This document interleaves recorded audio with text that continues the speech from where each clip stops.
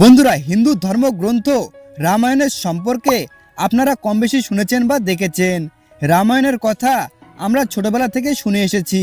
যদি আপনি রামায়ণ পড়েছেন বা দেখেছেন, তাহলে আপনি অবশ্যই ভগবান রাম, মাতা সীতা আর ভগবান শ্রীরামের ছোট ভাই লক্ষণের সম্পর্কে জেনে থাকবেন। রামায়ণের অনুসারে ভগবান শ্রীরামকে শ্রেষ্ঠ মর্যাদা পুরুষোত্তম বলা হয়ে থাকে, যে তার সারা জীবন দায়িত্ব আর মর্যাদা পালনের জন্য কাটিয়ে দিয়েছিলেন। শ্রীরামের সাথে সাথে রামের ছোট ভাই লক্ষণকেও আমরা আদর্শ ভাইরূপে জানি, যে তার সারা জীবন তার বড় ভাই শ্রীরামের সেবায় লাগিয়ে দিয়েছিলেন।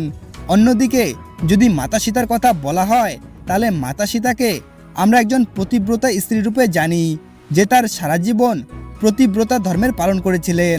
কিন্তু বন্ধুরা, রামায়ণে ভগবান রাম, মাতা সীতা এবং লক্ষণ ছাড়াও একজন এরকম স্ত্রী ছিলেন, যে 14 বছর পর্যন্ত স্বামীর কাছ থেকে দূরে থেকেও প্রতিব্রতা ধর্মের পালন করেছিলেন।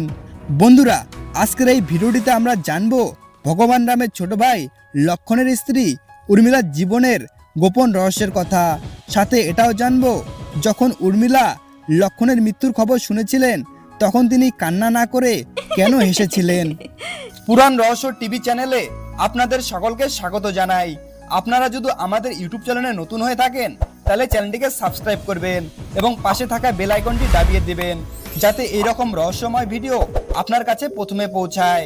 বন্ধুরা, আমরা সবাই কম বেশি রামায়ণের কথা জানি, কিন্তু এই রামায়ণের মধ্যে এমন কিছু চরিত্র রয়েছে যার সম্পর্কে আমরা সঠিকভাবে জানি না।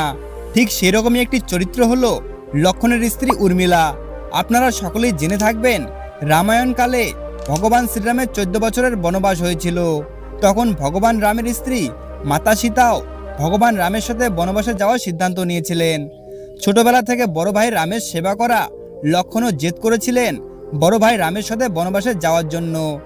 লক্ষণ তখন মাতা সুমিত্রার কাছে গিয়ে বনে যাওয়ার জন্য অনুমতি নিলেন। এরপর তিনি তার স্ত্রীর কাছে অনুমতি নেওয়ার জন্য তার ঘরের দিকে এগোলেন। কিন্তু মনে মনে লক্ষণ একটা কথাই ভাবছিল, যে মাতা সুমিত্রা তো বনে যাওয়ার অনুমতি দিয়ে দিলেন, কিন্তু স্ত্রী উর্মিলা কি অনুমতি দিবেন?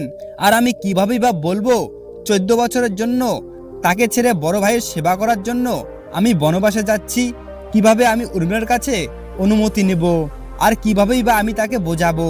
যদি আমার স্ত্রীকে আমি না বলে চলে যাই, তাহলে তাকে ঠকানো হবে। আর যদি আমি তাকে বলতে যাই, তাহলে আমার সাথে বনবাসে যাওয়ার জন্য জেদ করবে। সে আমাকে অবশ্যই বলবে যে মাতা সীতা যদি রামের সঙ্গে বনবাসে যেতে পারে, তাহলে আমিও আমার স্বামীর সঙ্গে বনবাসে যেতে পারি।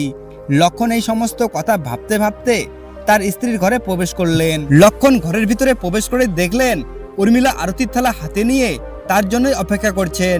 যখন লক্ষণ তার কাছে গেল, তখন উর্মিলা বলল, আপনি আমার চিন্তা ছেড়ে দিন। যে প্রভুর সেবার জন্য বনে যেতে চাইছে, তাকে আমি কেন আটকাবো? আমি কখনোই চাই না আমার জন্য আপনার সেবায় কোনো বাধা আসুক। এজন্য আমি তোমার সাথে যাওয়ার জন্য জেদ করব না। যে কথাগুলো বলার জন্য লক্ষণকে আকাশ পাতাল ভাবতে হচ্ছিল, সেই কথাগুলো না বলেই উর্মিলা তার যাওয়ার রাস্তা সহজ করে দিল। লক্ষণ কিছু বলার আগেই উর্মিলা তার মনের সমস্ত কথা জানতে পেরেছিল, আর তার মনের সমস্ত সংকট মিটিয়ে দিয়েছিল। বন্ধুরা, এই কারণের জন্যই হিন্দু শাস্ত্রে স্ত্রীদের এত উঁচু আসনে বসানো হয়েছে। তাকে অর্ধাঙ্গিনী বলা হয়েছে। যদি স্বামী কোনো সংকটে পড়ে, তার আগেই তার মনের কথা জেনে তার সমস্ত সংকটকে দূর করে দেয়। হিন্দু ধর্মে এটাকে স্ত্রী ধর্ম বলা হয়। বন্ধুরা, নিজের স্ত্রীর এত বড় ত্যাগ আর এত ভালোবাসা দেখে লক্ষণের চোখে জল চলে আসে, আর সে কাঁপতে শুরু করে। তখন উর্মিলা একটি প্রদীপ জ্বালায়, আর প্রদীপের সামনে বসে সে প্রার্থনা করে, আর সে বলে, হে প্রাণনাথ, আমার এই আশাকে কখনোই নিভিয়ে দিও না। তখন লক্ষণ তাকে সান্ত্বনা দেয়। এরপর লক্ষণ তার বড় ভাই রামের সাথে বনবাসে যাওয়ার জন্য প্রস্থান করেন। কিন্তু 14 বছর ধরে উর্মিলাও একজন কঠোর তপস্বিনীর মতন তপস্যা করে যাচ্ছিলেন। বনে দাদা বৌদির সেবায় লক্ষণ 14 বছরে কখনো ঘুমাননি। অন্যদিকে উর্মিলাও সারা রাত জেগে তার স্বামীর তপস্যায় সেই প্রদীপটিকে কখনোই নিভতে দিতেন না। যখন লক্ষণ মেঘনাথের সাথে যুদ্ধ করছিলেন, সেই সময় মেঘনাথের একটি তীর লক্ষণের শরীরে এসে লাগে, আর লক্ষণ মাটিতে পড়ে যায়। তখন লক্ষণকে বাঁচাতে হনুমান লক্ষণের জন্য সঞ্জীবনী বুটি নিয়ে আসার জন্য হিমালয় পর্বতে যান, এবং তিনি সঞ্জীবনী বুটির পাহাড় নিয়ে যখন সে ফেরত আসছিলেন তখন পথে অযোধ্যা পর্বত পড়েন। যখন অযোধ্যার উপর দিয়ে হনুমান যাচ্ছিল সেই সময় ভগবান রামের ছোট ভাই ভরত হনুমানকে দেখতে পায় এবং তখন তিনি ভাবলেন এটা মনে হয় কোনো রাক্ষস হবে যে অযোধ্যায় আক্রমণ করার জন্য এসেছে। এই কথা ভেবে ভরত হনুমানের উপর তীর মারলেন। যখন তীর হনুমানের শরীরে লাগলো হনুমান তখন নিচে পড়তে থাকে আর নিচে পড়তে পড়তে রাম রাম জপ করতে লাগলেন। ভরত তখন রামের নাম শুনে বুঝে গেলেন যে এটা মনে হয় কোনো রাম ভক্ত হবে। তখন ভরত তাড়াতাড়ি করে তার সৈন্যদের নিয়ে হনুমানের কাছে গেলেন এবং হনুমানের সেবা করে তাকে সুস্থ করে তুললেন। হনুমানের যখন জ্ঞান ফিরে আসলো তখন তিনি ভরতকে বললেন মেঘনাথের সাথে লক্ষণের যুদ্ধ চলছিল। মেঘনাথ শক্তিবানের দ্বারা লক্ষণকে মূর্ছিত করে দিয়েছেন আর আমি তার জন্যই হিমালয় পর্বত থেকে সঞ্জীবনী বুটি নিয়ে যাচ্ছিলাম। যখন এই কথা মাতা কৌশল্যা জানতে পারলেন তখন তিনি হনুমানকে বললেন তুমি রামকে গিয়ে বলো সে যদি চায় তাহলে সে বনেই থাকতে পারে, কিন্তু লক্ষণকে ছাড়া সে যদি অযোধ্যায় ফিরে না আসে। এই কথা যখন মাতা সুমিত্রা জানতে পারলেন তখন মাতা সুমিত্রা হনুমানকে বললেন তুমি রামকে গিয়ে বলো এখনো কোনো কিছু হয়নি, এখনো আমার দ্বিতীয় পুত্র শত্রুঘ্না আমার কাছেই আছে। যদি প্রয়োজন হয় তাহলে আমার দ্বিতীয় পুত্রকেও আমি বনে পাঠিয়ে দেব। আমার এই দুই পুত্রই রামের সেবার জন্য জন্মগ্রহণ করেছে। প্রভু রামের জন্য মাতাদের এরকম প্রেম দেখে হনুমানের চোখে জল চলে আসে। কিন্তু যখন হনুমান উর্মিলার দিকে তাকালেন তখন তিনি উর্মিলাকে দেখে অবাক হয়ে গেলেন। উর্মিলা একদম চুপচাপ দাঁড়িয়েছিল আর সে মনে মনে হাসছিল, যেটা হনুমান বুঝতে পেরেছেন। হনুমান তখন মনে মনে ভাবলো উর্মিলার কি তার স্বামীর জন্য কোনো মায়া দয়া নেই? সে কি তার স্বামীকে ভালোবাসেন না? উর্মিলার এত প্রসন্ন হওয়ার কারণ কি? যখন সেও জানতো তার স্বামীর প্রাণ সংকটে আছে, সেটা জানার পরও সে কেন হাসছে? তখন হনুমান এই রহস্য উদ্ঘাটনের জন্য উর্মিলাকে জিজ্ঞাসা করল, হে দেবী, আপনার হাসার কারণ কি? আপনার স্বামীর প্রাণ এখন সংকটে আর আপনি এটা শোনার পরও হাসছেন কেন? যখন সূর্য উদয়ের সঙ্গে সঙ্গে এই সূর্যবংশের প্রদীপ নিভে যাবে তখন উর্মিলা হনুমানকে বললেন আমি কেন চিন্তা করব? আমার প্রদীপ এখনো কোনো সংকটে নেই, তাহলে আমার স্বামী কিভাবে সংকটে থাকতে পারে? আমার প্রদীপ এখনো আগের মতন একইভাবে জ্বলছে। আর যদি সূর্য উদয়ের কথা বলেন তাহলে আমি আপনাকে অনুরোধ করব আপনি কিছু সময় অযোধ্যায় বিশ্রাম করুন, কারণ আপনার ওখানে পৌঁছানোর আগে সূর্য উদয় হতেই পারে না।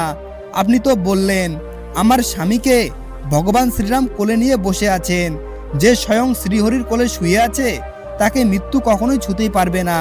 এটা তো তারা দুজনে লীলা করছে। আমার স্বামী যেদিন থেকে বনে প্রস্থান করেছেন সেদিন থেকে তিনি অনিদ্রিত, আর সেদিন থেকে তিনি প্রতিজ্ঞা করেছিলেন যতদিন তিনি বনে থাকবেন ততদিন পর্যন্ত তিনি ঘুমাবেন না। এই কারণের জন্য তিনি কিছু সময়ের জন্য বিশ্রাম করছেন। আর বিশ্রামের জন্য তিনি যখন স্বয়ং ভগবানের কোল পেয়েছেন তখন তিনি একটু বিশ্রাম বেশি করছেন। এজন্য হনুমানজি আপনি এইসব চিন্তা ছেড়ে দিন, সূর্য উদয় হবে না, কারণ সূর্যদেবের এত শক্তি নেই যে আমার স্বামীর জাগার পূর্বে সে উদিত হবে। হনুমান তখন উর্মিলার দিকে তাকালেন আর ভাবলেন একজন কঠোর তপস্বিনীর সামনে আমি দাঁড়িয়ে আছি। তখন হনুমান উর্মিলাকে হাত জোড় করে প্রণাম করলেন। এরপর হনুমান আবার সঞ্জীবনী বুটির পাহাড় উঠিয়ে নিয়ে ভগবান শ্রীরামের কাছে পৌঁছলেন এবং লক্ষণকে সুস্থ করলেন। বন্ধুরা, বলা হয়ে থাকে রাম রাজ্যের আসল ভিত রাজা জনকের কন্যারাই স্থাপনা করেছিল, কখনো সীতা তো কখনো উর্মিলা। ভগবান রাম তো শুধুমাত্র রামরাজ্যের কলস স্থাপনা করেছিলেন, কিন্তু রাজ্যে প্রেম, সমর্পণ আর বলিদান এই সমস্ত কিছুর ভাবনাকে জনক রাজার কন্যারাই এনেছিলেন। রামায়ণে এমন আরো অনেক চরিত্র আছে যাদের সম্পর্কে আমরা অজানা। তো বন্ধুরা, আপনারা যদি এই অজানা চরিত্রগুলো সম্পর্কে জানতে চান তাহলে কমেন্টে জানাতে পারেন যে আপনারা কোন চরিত্রটি সম্পর্কে জানতে চান। বন্ধুরা, ভিডিওটি ভালো লেগে থাকলে লাইক করবেন, আমাদের ইউটিউব চ্যানেলে নতুন হয়ে থাকলে চ্যানেলটিকে সাবস্ক্রাইব করবেন এবং কমেন্টে অবশ্যই জয় শ্রীরাম লিখবেন। ভিডিওটি দেখার জন্য আপনাদের অসংখ্য ধন্যবাদ।